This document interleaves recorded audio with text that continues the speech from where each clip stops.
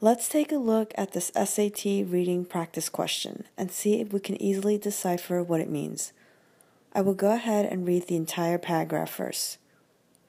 In our efforts to be the good child, the uncomplaining employee, or the cooperative patient, many of us fall into the trap of trying to please people by going along with whatever they want us to do. At times, we lose track of our own boundaries and needs, and the cost of this could be our life, both symbolically and literally. When we are unable to set healthy limits, it causes distress in our relationships. But when we learn to say no to what we don't feel like doing in order to say yes to our true self, we feel empowered and our relationships with others improve. So don't be afraid to say no.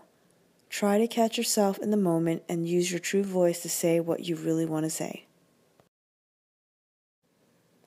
To make it more manageable, let's break down the sentences one by one and examine each separately. We will start with grammar, followed by a detailed explanation of each sentence.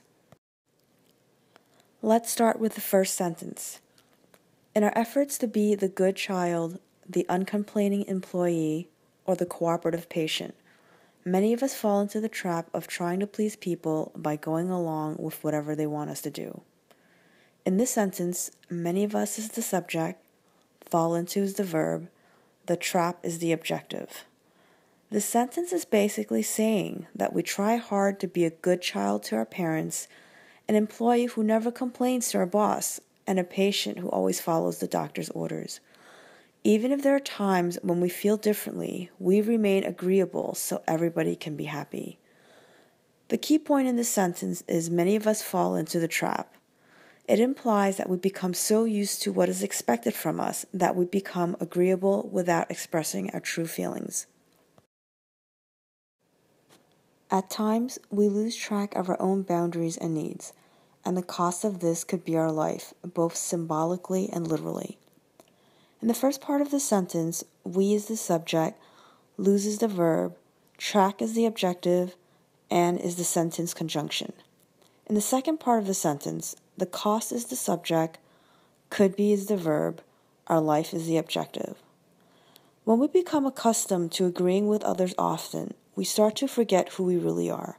Over a period of time, we will eventually forget our own needs and lose our inner voice and true self.